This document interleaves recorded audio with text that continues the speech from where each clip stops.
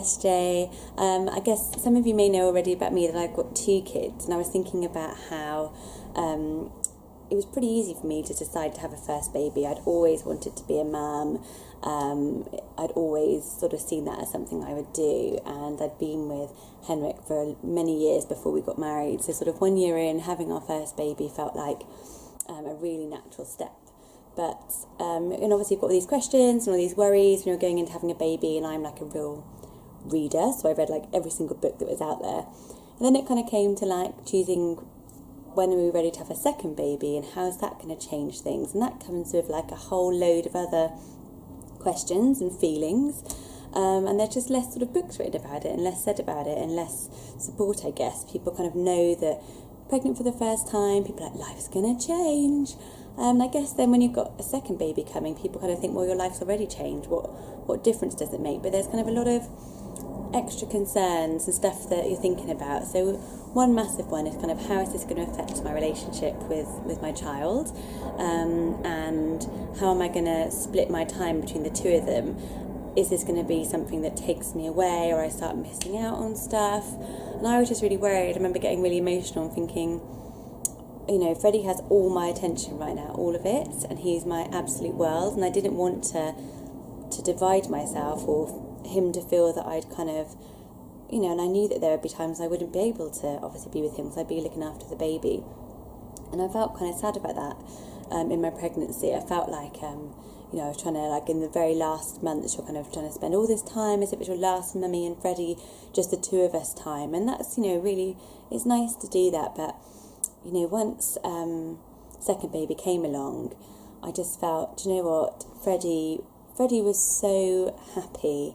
He had, you know, a little brother and he had a sibling, and that's what I'd kind of given him, and I kind of chose that whenever we did things, I wanted to do it as a full family. You know, didn't want it to be like, oh, you stay home with the baby because you're tired and we'll take Freddie out, or things like that. I was like, if I'm tired, then we kind of let's all have a quiet day, or, you know, baby come along for the ride if we're feeling up for it. So I didn't want to miss out on things. And actually, you know, it was kind of seamless, really. We just merged from a family of 3 into a family of 4. Finn was just there. He was along for the ride. He was kind of in it, and we just kind of carried on as always. And yes, there's definitely times when Freddie has to spend a little bit of time in front of the telly when you're kind of giving the baby its bedtime bottle and putting them to bed and things, but you know, that is totally outweighed by having this other little person in your family and this kind of little sibling that's going to be there for life. You know, if you've got a sibling yourself, you will know how important they are, and just how, no matter if you get on, you don't get on, you live close, you barely see each other, no one ever can replace that. No one's been through your life with you and your childhood. And, you know, I know that Freddie and Finn are going to, like, bitch about me when they're older, annoying mum, you know, but that's what I think you're giving your child by giving them a sibling. It's basically like, you know, different shit, same fan. They just experience it all together, and they're going to have each other's backs. They're going to look out for each other, and that's for life. You know, that's it. They're going to have that. So I think that the experience of looking after 2, I was like, how on earth do people look after 2? I'm wiped out. What do you do about bath time? And how do you feed them both? And what if, like, you're feeding them and then one needs to go to the loo, or you're potty training, and you've got, like, all this stuff to think about? And it is a worry, you know, it is hard, and I'm quite regimented. I remember, like, before the baby came, I worked back from bedtime, everything I was going to need to do, and timed it all out and followed that, like, religiously for the first few weeks, and really thought about it before, because I thought when baby comes, maybe I'm going to be wiped. And that did kind of help me, because that's the kind of person I am. Kind of, I want to, if I've got a plan, I don't mind deviating from it, but if I don't have a plan, I'm kind of a little bit worried about that. But coping with 2, you know, the second baby is along for the ride. Life has changed. You know, first baby is crazy. You kind of, like, suddenly think, how did life change so much? How did it become like this? You know, but second baby, life's already changed. Like, I already knew that blow drying my hair was kind of like, you know, a bit of a treat on a Sunday. And I knew that, like, you know, Saturday night didn't mean much anymore. It just maybe meant, you know, that I might get a lion the next day if I was lucky. So kind of life didn't change as much with the second baby. Yeah, second baby, I experienced it like it was just happiness. I think first baby had these massive kind of highs. You know, the first minute you do something, it's totally amazing. You're ringing your husband at work, and it's like, oh my God, because you've never seen it before, and you've never had a baby, and it's the first time, and you're like, wow, what's this thing doing now?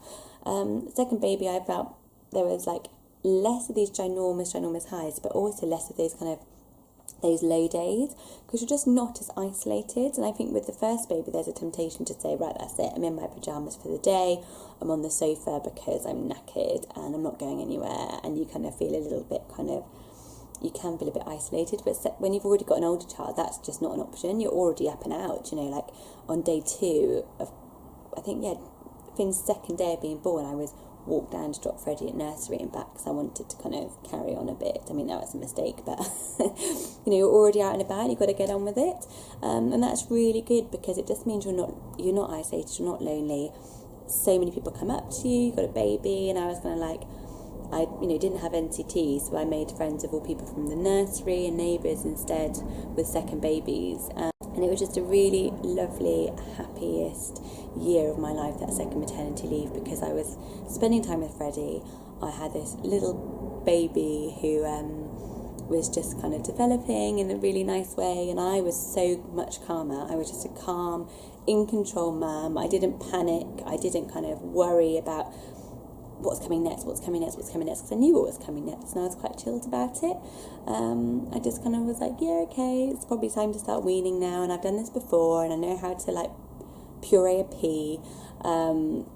It's kind of a little bit easier, and I just thought to myself, just enjoy it, just kind of enjoy every moment, and that's what I did. So second babies, they are a little bit kind of it's a bit like bands. They put out a first successful album, and it's that tricky second album. Is it going to be as good again?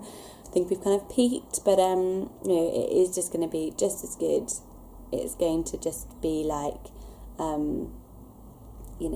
the icing on the cake and a completion of your family, unless you're going to obviously have more, and that's a whole other story. Thanks everyone for watching. See you soon.